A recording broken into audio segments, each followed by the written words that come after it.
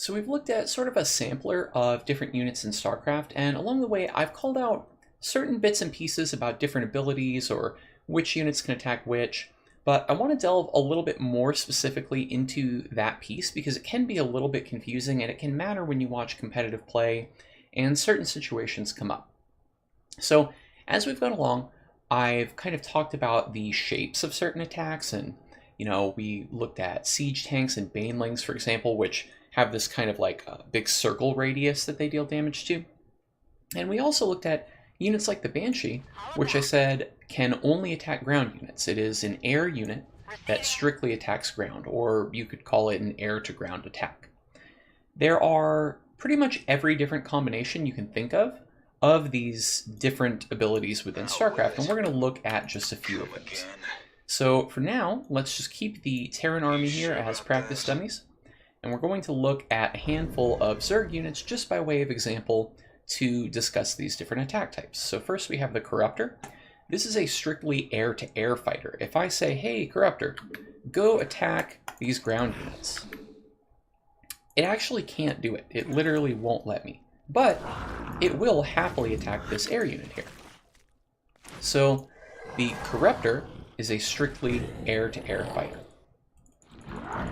Now, in contrast here, the Broodlord, which you may remember from our Zerg sampler video, is a strictly air-to-ground fighter. If I say, hey Broodlord, go kill this Banshee, again, it literally can't do it, but it is more than happy to attack these ground units.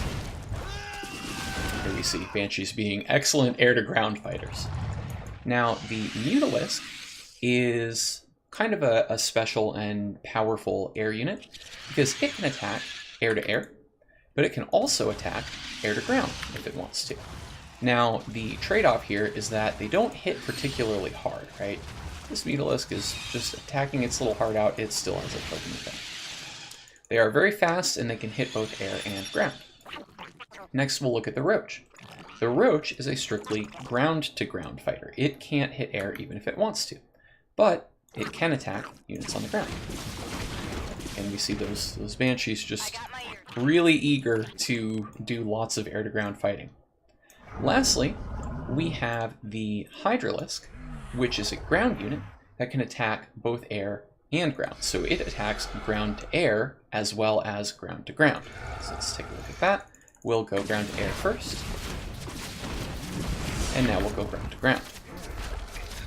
Okay, so now that you've gotten a feel for these different attack types, there's one more weird little thing. There's one more weird reason why one unit wouldn't be able to attack a different unit besides just, hey, I'm a ground-to-ground only kind of a guy and that thing flies. I don't know what you want me to do, boss. This is invisible stuff. Here, what do you mean invisible stuff? I can see everything. Dude, what are you talking about? So these ghosts have a personal cloaking field. Incidentally, so do the Banshees. We could do this with either one, but let's just take the ghosts by way of example. Now this is going to be a little bit funny because I'm in a unit tester and I have control over both of these units, but let's go ahead and we'll cloak up this ghost. We're going to move it deep into enemy territory and we're going to leave it there. Now I'm going to go ahead and restrict my own vision. I'm going to give up control of the blue Terran units. Notice this ghost is still here, but we can't see it. So we'll turn that back on, you see? Ghost is there. Sure about that? It can go ahead and move out of enemy territory, turn off its cloaking field, and it's good to go. So this is another one of those weird scenarios that you may see come up in games, and the commentators might get really excited because there's this invisible unit and the other player may not see.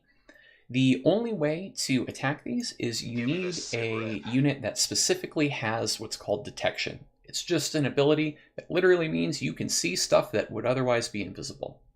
This pretty much covers all of the different varieties of why one unit may or may not be able to engage against another unit in a fight in StarCraft.